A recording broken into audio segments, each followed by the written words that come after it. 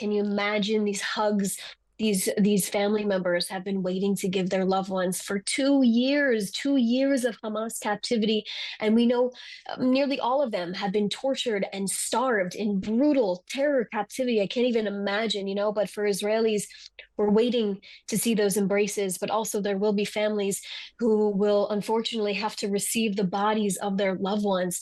And we are also expecting Hamas to be releasing the remains of those hostages as well. Well, we're sticking with our top story, a crucial 24 hours for the prospect of peace in the Middle East. Let's now hear from a representative of the Israeli government. Shosh Bedrosian is a spokeswoman for Prime Minister Netanyahu's office. She joins us now. Shosh, welcome to the show. Thank you very much for joining us. Thanks for having me, Aisha. I appreciate it. Well, look, this is an incredibly critical, countdown now. What's your understanding of how this hostage release will play out? And do you have any timescales that you could update us on? Yes, we are expecting early Monday morning for our hostages to begin to be released by Hamas, the terror organization. 20 of our living hostages will be released together at one time, handed over to the Red Cross. They will then be handed over to our Israeli forces inside of the Gaza Strip in areas that Israel is controlling. They then will be brought to Reim base, where they will receive initial medical support if needed, and also, of course, reuniting with their families. Can you imagine these hugs? These family members have been waiting to give their loved ones for 2 years, 2 years of Hamas captivity. And we know nearly all of them have been tortured and starved in brutal terror captivity. I can't even imagine, but for Israelis, we're waiting to see those embraces, but also there will be families who will unfortunately have to receive the bodies of their loved ones. And we are also expecting Hamas to be releasing the remains of those hostages as well. And you're sure that there's not going to be the spectacles of Hamas parading the hostages as we've seen in previous exchanges. This time it will be done in a very different way. I appreciate you asking that question because Israeli society is traumatized by those displays, grotesque displays Hamas was putting on in cities of the release of our hostages who were held in darkness for 500 plus days when they had to be put on top of a stage and paraded around for their own benefit and no one else's. But it's part of the agreement that there will be no type of, like I said before in a briefing, sick display by the terror organization handing over our hostages. We are expecting decorum, respect for our hostages to be handed over by Hamas to the Red Cross and then to our Israeli forces and crossing over with them to the Israeli border to be reunited with their families, Aisha. And in terms of obviously part of this deal, Israel is also going to release a number of Palestinian prisoners. Now, there's some reports that Hamas have been arguing for the release of some prisoners not on the final list, particularly Marwan Barghouti and Ahmad Sadat. Is there any chance that this sort of horse trading over Palestinian prisoners could delay things or throw a spanner in the works? Here's what I can tell you about the prisoners is that once all of our hostages are confirmed to be crossed into Israeli territory on Monday morning, that's when the buses will begin to start moving with the prisoners on it.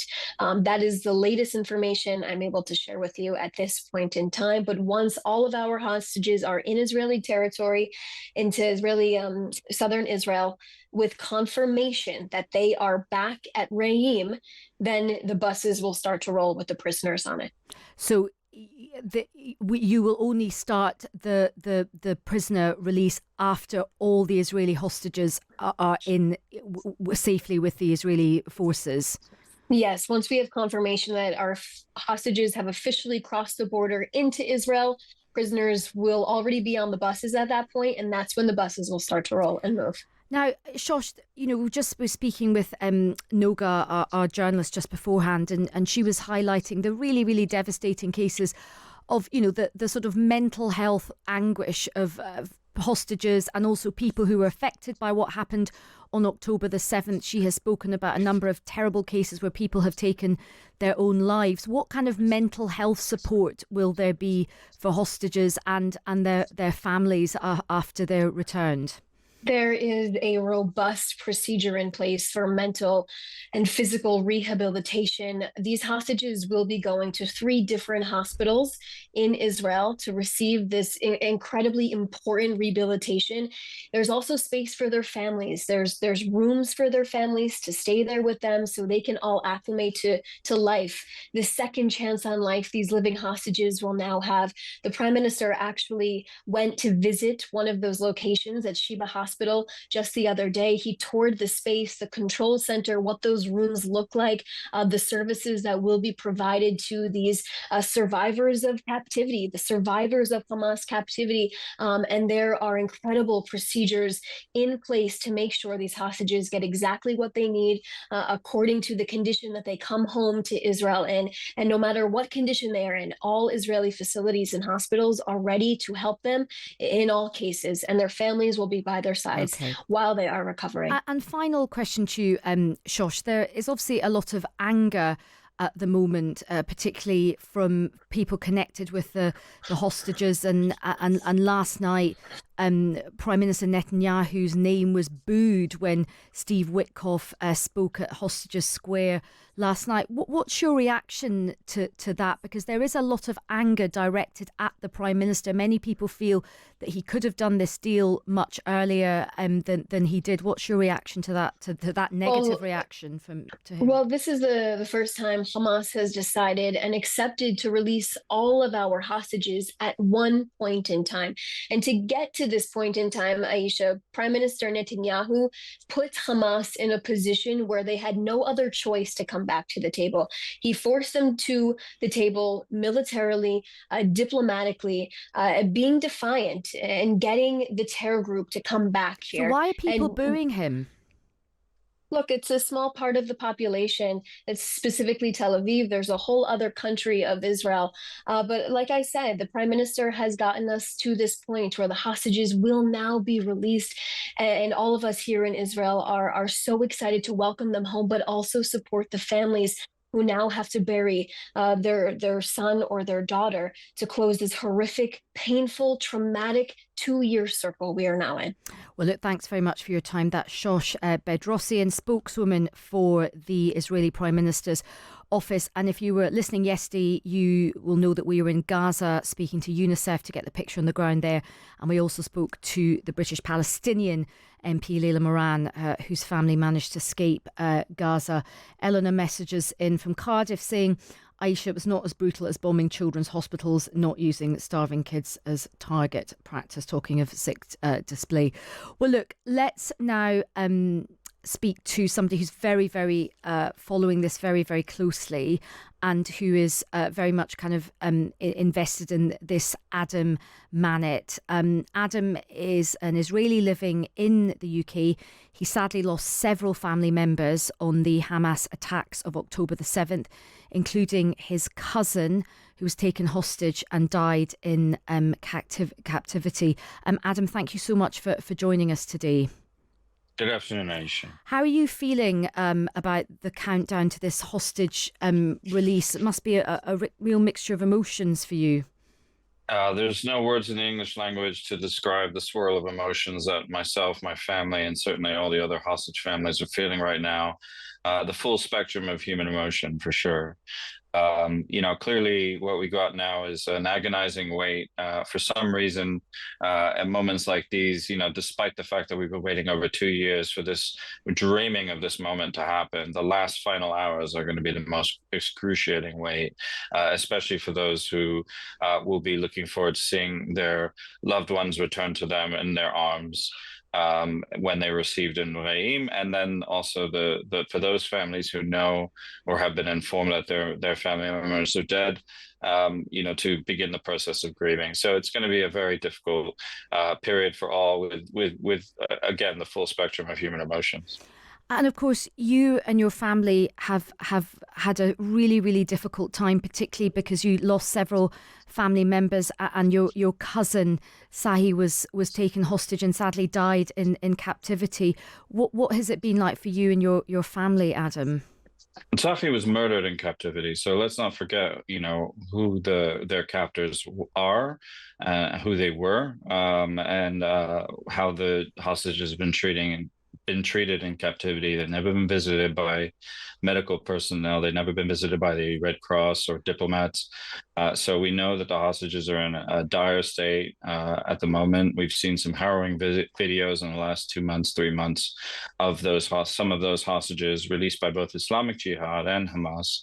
And so we're very concerned about their health and welfare. There's going to be a long road to recovery for them. For the families that are going to be receiving dead hostages, there is value in having them returned still. I can speak from direct experience that that sense of closure that comes from knowing that your loved one can be buried. We buried my cousin Sahi next to his firstborn daughter, Mayan, who was murdered on October 7th. She was just 18 years old, had just celebrated her birthday only 4 days earlier.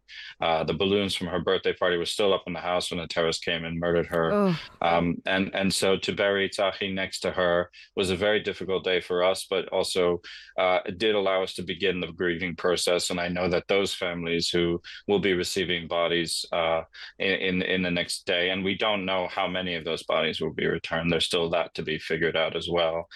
So there'll be some elements of doubt and uncertainty for a little while until we've got confirmation from the forensics teams to confirm their identities. In my case, with my family member Tsahi, my cousin, it took 3 different forensics exams to actually be able to positively identify him because his body was so mutilated. So gosh. there is still that horror waiting for some families, and my heart goes out to them. I know exactly how difficult that is. Oh gosh, Adam, I'm so sorry for everything that you and your family have had to endure. That it really is so, so, so awful, so awful. And look, do you feel now? I mean, obviously, this is a very tense, less than 24 hours. Everybody sort of hopes that a lasting peace can emerge out of the end of this war. But how confident do you feel that this time, a peace can, or some kind of settlement can be arrived at? I think you kind of alluded to it already. That talk about peace would certainly be premature. Settlement is certainly something that's possible. I think some degree of stability, enough to get aid in, enough to help lives be rebuilt, families to return to their homes. There's Israeli families that still haven't returned to their communities on the Israeli side of the Gaza fence as well. So obviously there's tens of thousands of Palestinians who suffered, innocent Palestinians who've been suffering through all this as well.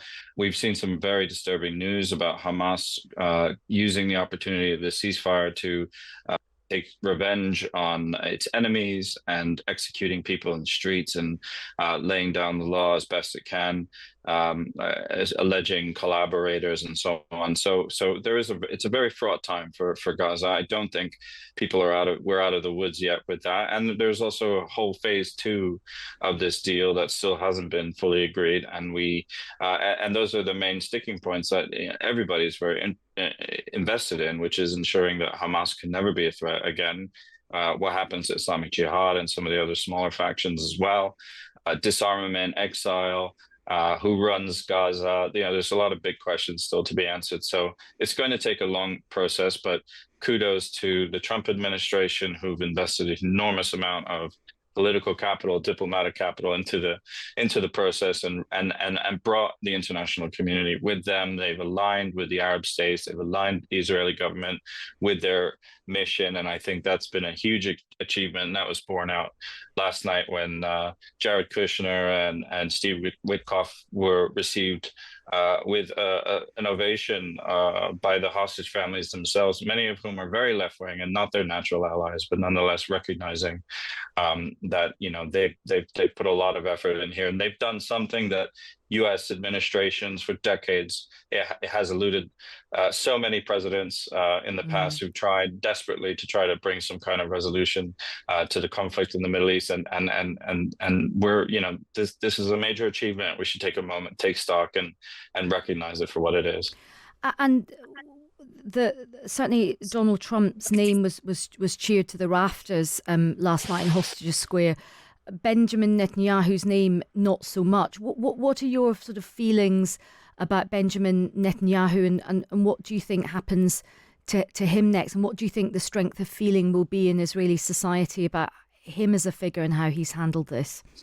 Look, domestic Israeli politics is not really my area. I mean, my family all have mixed views on the subject. Every family that I know in the hostage families has some families who are very left wing, very right wing. Some believe that military pressure was a better move. Some believe that a deal brokered could only be the only way. Actually, I think if we look at the reality on the ground and what actually happened, there is an element. There's arguments for both, and I think that we'll have to leave it to the historians to figure out how much military pressure was required, how much of a deal and diplomatic maneuvering was needed to finesse this outcome. But I think that there's no question that there were elements of both involved at different stages that would eventually force Hamas to realize that they had no other choice and they had to relent. So I'll leave it to the historians to decide that. I'll leave it to the politicians to hash it out. I'm at the moment focused mainly on this outcome, which my family have fought for so hard. Even after Tzachi was returned and buried with his daughter, we still fought for the other hostage families and hostages because they have become like our family. We're all very intimately connected with one another. Our fates are intertwined. Their pain is our pain. Their joy is our joy. So a lot of mixed feelings, mixed emotions, and like our neighbor Omri, who is one of the hostages who's believed to be alive and will be returned hopefully within hours from now.